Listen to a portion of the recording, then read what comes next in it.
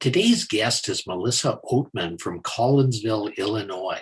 Melissa is a spiritual life coach, Reiki practitioner, teacher, entrepreneur, and creator of the podcast Awaken Your Inner Awesomeness, and author of the book Beautifully Broken, The Single Woman's Guide to Thriving, Not Simply Surviving a Divorce or a Breakup.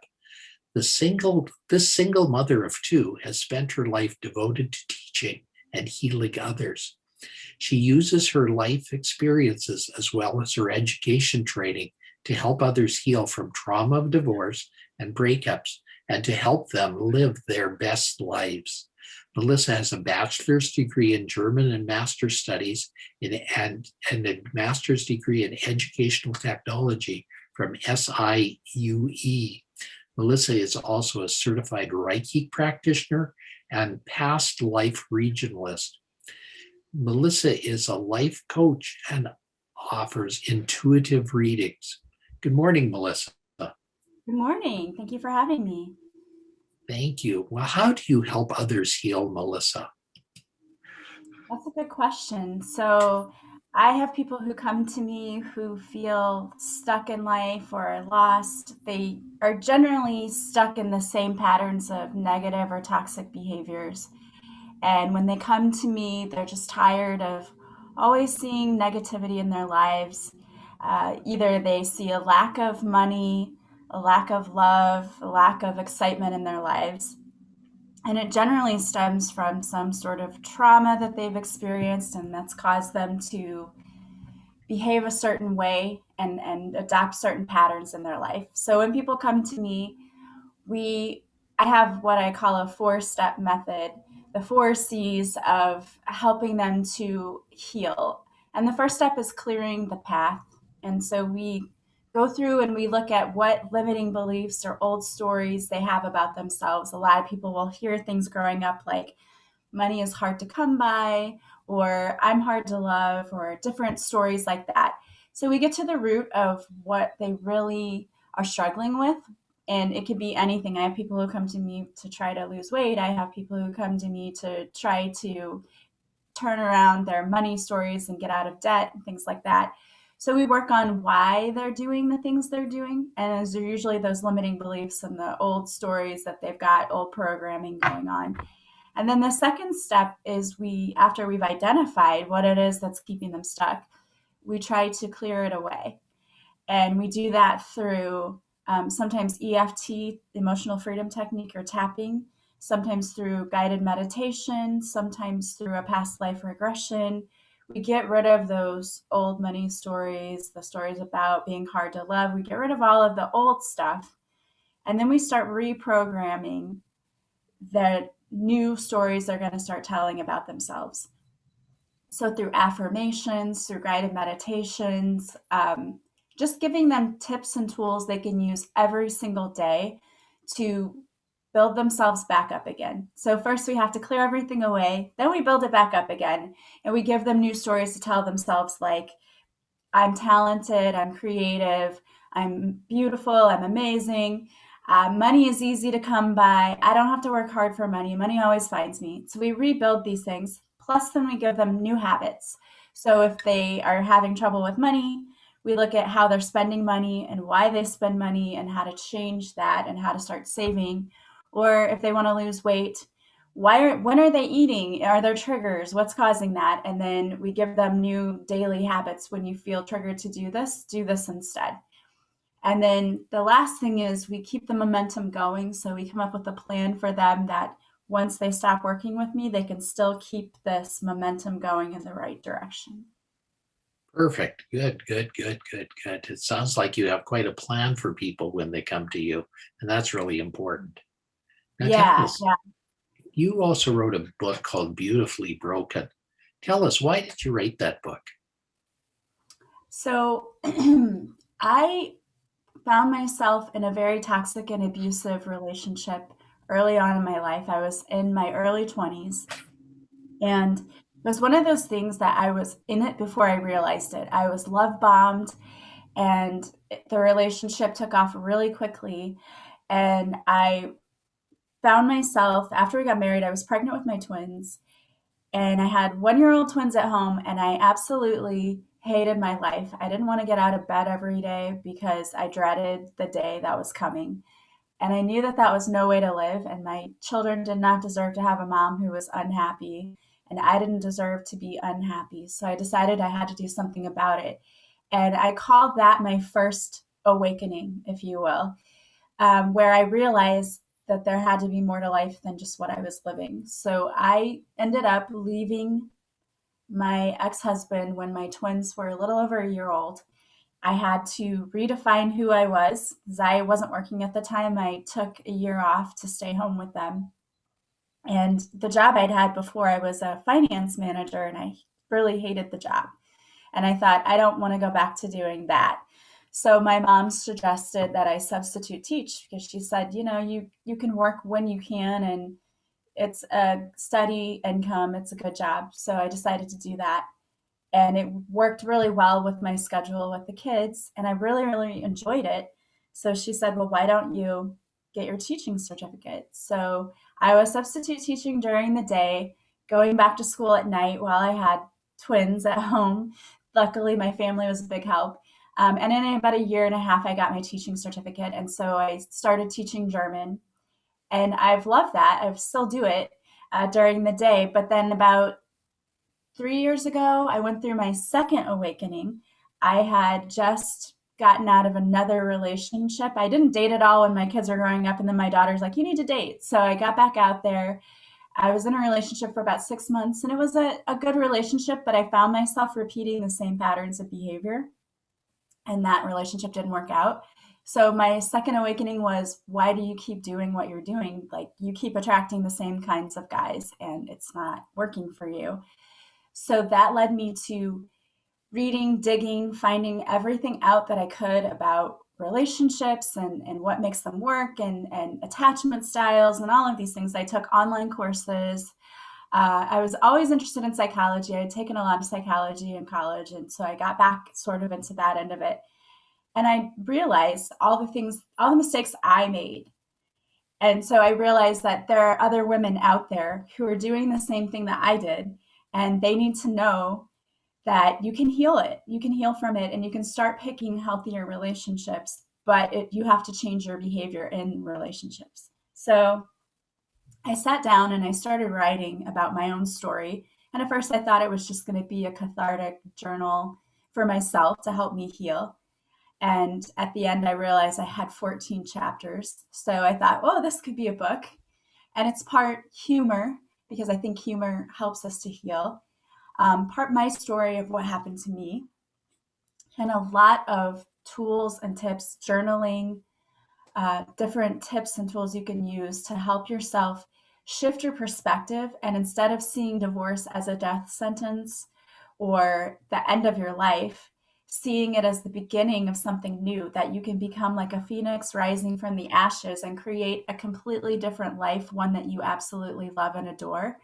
And so I am encouraging women to focus on the good that can come out of starting over, instead of seeing it as, I'll never get over this, I'll never get past this, seeing it as, this is a chance for me to completely reinvent myself and come out even better than I was before. And that's kind of the idea of Beautifully Broken, is that you have to be, the idea was from the Japanese pottery, how when it breaks, they put it back together again with the gold paint, and it's made even more beautiful than it was before. And the idea is that you have to be broken open so that God's light can come in and fill you up and heal you, and so that you can be made even more beautiful than you were before. It sounds like your book was a bit of catharsis. It was a bit of healing. And they say that when you do write a book, you're largely working on things that you didn't resolve completely yourself.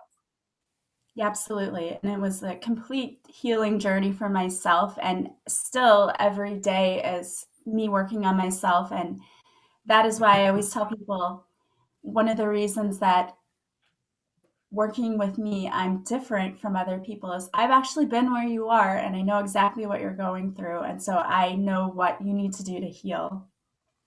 So, what is healing energy, and how can it help others heal? So the idea behind Reiki is that we are all made of universal life force energy. And as we go about our day, when things happen to us, like you go to the grocery store and someone runs the back of their cart into the back of your leg, or someone makes a rude comment to you, it depletes a little bit of your energy. Or you're around a very draining person, someone who uses a lot of your energy. We call those energy vampires, but it's the people who come to you and complain all the time. It drains your energy, and by the time you're done with a conversation, you feel completely exhausted. So, going throughout our day, we drain a little bit of our energy. And this idea of Reiki is that it restores your energy. So I call on the Reiki symbols and put energy back into your body. And you can actually feel it when I'm working on you. My clients are just relaxed and listening to relaxing music and laying there. And as I'm working, many people say they feel tingling or a warm sensation wherever I'm working throughout their body. That's interesting. That's interesting. Uh, so, what is mindfulness and how can it help others? Mindfulness is a practice every day of it's literally being present in your life and minding your mind. Our minds tend to go to negative things. It's a natural tendency for your brain to want to focus on the negative things that have happened to you in life. But when you do that, what happens is you have one negative thought, which then turns into two, then three, then four, and you sort of go down this rabbit hole. And I kind of like to compare it to if you're in a swimming pool, and I don't know if you've ever done this with your friends, but everybody gets together and they start making a whirlpool. They all start swimming or running in one direction, so you get this whirlpool going. When you want to change all of that, when you want to turn around and go the other way, it's really hard after you've been running in that one direction for so long. And it's the same thing with negative thinking. If you don't mind your mind and focus on the thoughts that you keep, what happens is you get into that negative cycle and you're just going round and round with those negative thoughts. And then you try to shift it, and you've already been thinking so negatively for so long that it's hard to pull yourself out of it. And not only that, but the longer you think something negative, it actually becomes reality. We create our reality with our thoughts. So it's important in mindfulness to be present and notice what you're thinking and how you're behaving so that you can be positive. And it's not like you're going to be positive 24/7. That's hard to do. It's okay to recognize when you're feeling bad or whatever, but also not staying in that space. So, affirmations are a great way. Gratitude is a great way, using mindfulness to keep yourself positive. So, in the morning, when you're getting ready for work, looking in the mirror, telling yourself, I am enough. I have enough. Today's going to be an amazing day. I'm only allowing good things for me today.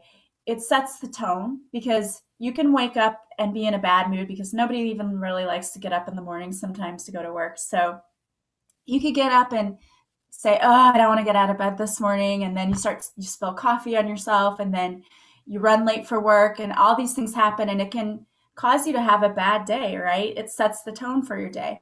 But if you intentionally do things in the morning when you get up, like before I get out of bed, I name 5 things that I'm grateful for today. I'm grateful for this comfortable bed that I have to get out of right now. I'm grateful for the job that I get to go to. Start naming things you're grateful for, and then doing the affirmation when you're getting ready and listening to uplifting music or listening to an uplifting podcast. That sets the tone for you to have a positive day. And it also helps you because when you are mindful, when life throws things at you, which it will, you're going to have things happen to you that you cannot control, then you can handle it better. It's easier. It doesn't throw you off emotionally as it would if you were not using mindfulness practices. That's cool. That's cool. Tell us a little bit more about your book. So my book is available on Amazon, and there's an audio version too, which I think that is great because it's me telling the jokes, and so you get my witty sense of humor there. I use a lot of sarcasm, and it starts off me telling you where I come from.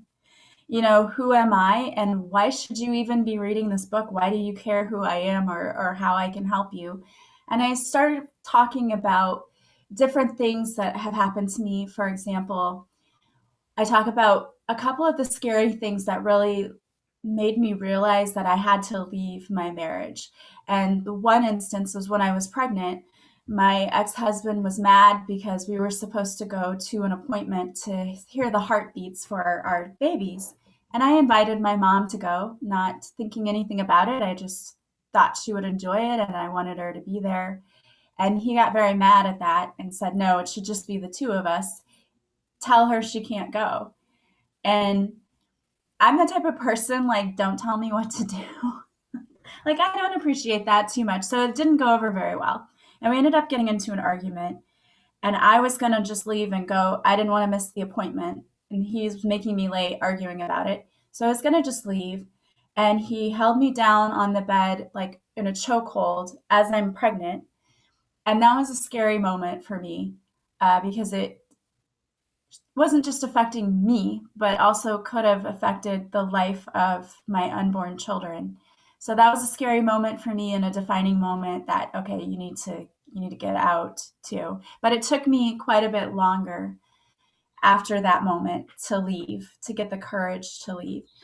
And so I also talk about what it's like co-parenting with a toxic partner because it's all about control.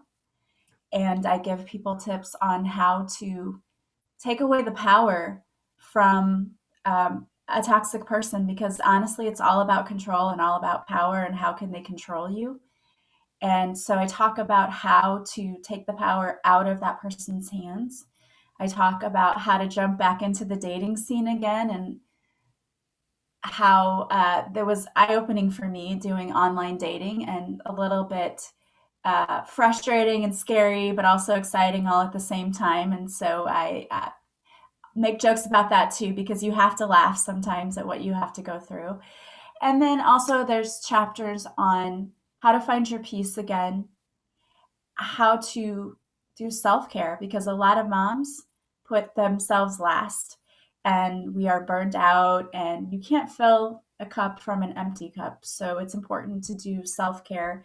So there's just a lot of really good information in there on how to heal yourself, how to get through it, how to forgive, because I think forgiveness is a big piece too. I had to really learn how to forgive my ex-husband, and I'm honestly, I still have to go back through and do this forgiveness process over and over again because he actually ended up committing suicide a year ago. And so I'm going through that whole process again of forgiveness because it left quite a mess for my children. So there's a lot of healing information in there for people, anyone who's ever experienced loss. Yeah, if anybody thinks forgiveness is a one-time thing, they're wrong. It's a thing that has to go on again and again and again because forgiveness is something that keeps bubbling up. It's those thoughts keep bubbling up. Yeah, and that's healing in general. You don't just clear something away and then it's gone forever. It's like a layer of an onion. Our emotions are very deeply rooted. And so sometimes you can heal something and you feel like, I feel better, and you're going about your life and something happens and you get triggered and then that emotion comes back up again. So you have to heal it again. But that's the nice thing about my book and about working with me is I actually give you the tools to do it yourself. So you don't have to go around searching, spending hours and hours on the internet trying to find the tools you need and lots of money trying to find it. It's all in one place. You can just go there and you can use the tools that I've given you to work on that when it comes back up again. When you get a trigger, okay, this is what it is, and now this is how I can heal that. And healing is a very important thing, and it's not easy. It's often hard. It's often harder than anything in your life. Yeah, it's very messy. I always say that. Healing is messy, and it takes a very courageous and brave person to attempt to do that because many people just go through life covering up what they're feeling and they never really address it. But you're never going to live the best life you can if you do that. And I feel like once you get through the healing part, there's so much more beautiful things ahead of you when you get there. Yes, that's right. And well, we're just about at our end, Melissa, for our call today. How can people get in touch with you if they'd like to? So I have a website, melissaoatman.com, and you can really get to everything from there. But I also have social media. I have a Facebook group where I do live card readings every Monday. I have Instagram and Twitter. Sounds cool. I'm sure people would love to meet you. So I encourage people to go to your website, get to know you, and go to your social media. Thank you so much. Have a great day, Melissa. Thank you. You too.